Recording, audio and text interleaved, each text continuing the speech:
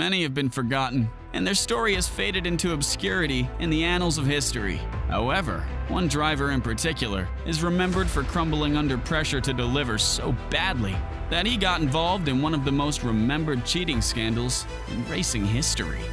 Ladies and gentlemen, this is the story about Nelson Piquet Jr., a driver who was once tipped to be a future world champion, but would be remembered as one of the major culprits who tampered with the integrity of the sport. Nelson Piquet Jr., born on July 25, 1985 in Heidelberg, Germany, was destined to follow in the footsteps of his famous father, the 3-time F1 world champion, Nelson Piquet. His parents divorced soon after his birth, and he lived with his mother in Monaco in his early years. When he was 8, his mother sent him to his father's home country, Brazil, where she thought he would live a better life as a child. Piquet decided to pursue his racing career full-time when he reached 16.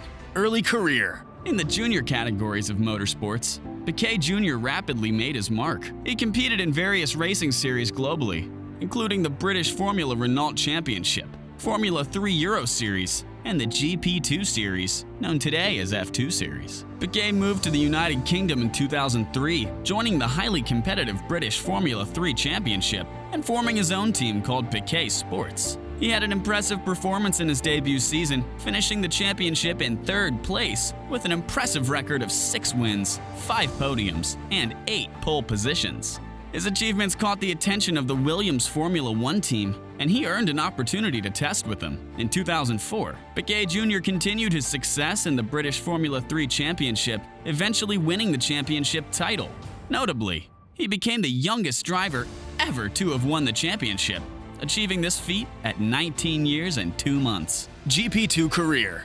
In 2005, Piquet Jr. entered the GP2 Series, the stepping stone of driving into F1 for most drivers. He raced for his father's racing team, Piquet Sports. His first year in GP2 wasn't spectacular for him. He failed to top any qualifying session the whole season and could not win any race. However, his second year in the series proved to be much better for him. He put the F1 fraternity on notice due to his consistent pace and multiple races wins and podiums that season. In the 2007 season, he became the official test and reserve driver for the Renault F1 team. In the 2008 series, he was promoted to racing seat, driving alongside the 2-time world champion, Fernando Alonso. Expectations were high from the Brazilians, and fans questioned whether he could replicate his father's success in F1. If you liked the video, don't forget to press the like button and hit that subscribe button. F1 Career. Piquet Jr.'s promotion to the Renault race seat wasn't a big surprise, but it garnered some controversial gossip in the F1 paddock. Reports emerged from the paddock that Nelson Piquet Jr. was given the opportunity to join the team over Heikki Kovalainen, due to concerns that Kovalainen could pose a threat to Fernando Alonso, who was returning to Renault after a forgettable single season with McLaren in 2007, where he had a falling out with the team boss, Ron Dennis, and the rookie Lewis Hamilton. It was believed that having a potential rival to Alonso within the team could harm the team's dynamics and performance. Talk about keeping your star driver happy. Piquet's F1 career got a torrid start. In his first 7 races, he received 5 DNFs while finishing outside the top 10 in the other 2. His first points came in the French Grand Prix, where he finished P7. 2 races later, he got his first podium in the German Grand Prix at Hockenheim, when he finished P2 behind Lewis Hamilton. He managed a 3 more point finish in races for the rest of the season. However, his overall tally of 19 points in the first season wasn't remarkable, given his teammate Alonso outscored him by 42 points, winning 2 races as well in Singapore and Japan. The pressure was mounting on the Brazilian driver for the 2009 season, and the Renault team didn't mince their words when they said they expected a rise in performance from Piquet, or else he would be let go from the team. Perhaps it was due to Renault's lack of confidence in his driving abilities that caused Piquet's form to jump off the cliff and into the deep abyss of some ocean, as he failed to score a single point in the first 10 races of the 2009 season. This was the last straw for the Renault team boss at the time, Flavio Briatore, who decided that enough was enough, and he gave Piquet's seat to Renault's test and reserve driver, to the Frenchman, Romain Grosjean. Crashgate Scandal. If Briatore thought Piquet would handle his sacking in a dignified manner, he had another thing coming. What has been revealed after Piquet's sacking by the Brazilian himself shook the F1 world to its core.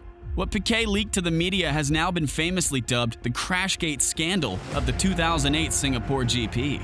According to reports, Piquet Jr. deliberately crashed his own car on lap 14 of the race by losing control and hitting the wall, resulting in a safety car deployment. This strategic crash was allegedly planned in advance by Renault team principal Flavio Briatore and chief engineer Pat Simmons to benefit Alonso, who could pit during the safety car period and gain a significant advantage, and eventually go on to win the race.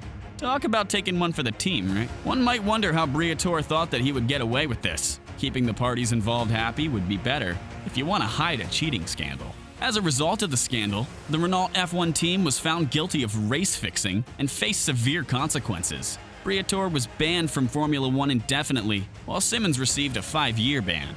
Piquet Jr. was granted immunity in exchange for his testimony, but his Formula One career ended abruptly. In the following years, he couldn't find a race seat elsewhere, even with his father's significant connections to the F1 grid. Nelson Piquet Jr. never drove an F1 car again. While no one admitted to it openly, many believed that no team, even if they were doing nothing wrong, would like to hire a driver who would snitch on them for any misdoings in the future. Life after F1 exile. After leaving F1, Piquet Jr. transitioned to the NASCAR, National Association for Stock Car Auto Racing, series in the United States. He competed in the NASCAR Camping World Truck Series, NASCAR Xfinity Series, and NASCAR Cup Series, racing primarily on oval tracks. Piquet Jr. achieved moderate success in NASCAR, earning several top 10 finishes and a race win in the Truck Series. In addition to NASCAR, Piquet Jr. competed in other racing series, such as the FIA Formula E Championship, an all-electric open-wheel racing series. He joined the Formula E grid in the inaugural season in 2014 and raced for various teams, including China Racing, Nextev TCR, and Panasonic Jaguar Racing. Piquet Jr.'s highlight in Formula E was winning the championship title in the 2014-2015 season, becoming the first champion in the series history. In recent years, Piquet Jr. has been racing in the Brazilian Stock Car Championship, a popular touring car racing series in Brazil. Some notable names with whom Piquet shares the grid with are former F1 drivers Rubens Barrichello, Felipe Massa, and Ricardo Zonta. All in all, Nelson Piquet Jr. might not be termed one of the worst drivers to grace the sport of Formula One by any stretch of the imagination. He showed the world outside of F1 that he's still a good driver, capable of achieving success. However, in the history of Formula One, he's only remembered as the driver who cheated on the sport and only revealed the truth about it after the team sacked him. Whether or not teams would have allowed him a second chance if that had not been the case is anyone's guess. But we assure you, there's one driver whom no team, in their right mind, would ever consider giving another chance, especially after he showed the F1 community in just 4 races that he wasn't cut out for the sport. We are talking about arguably the worst F1 driver in history. So, what are you waiting for? Click on the video right there. Until next time.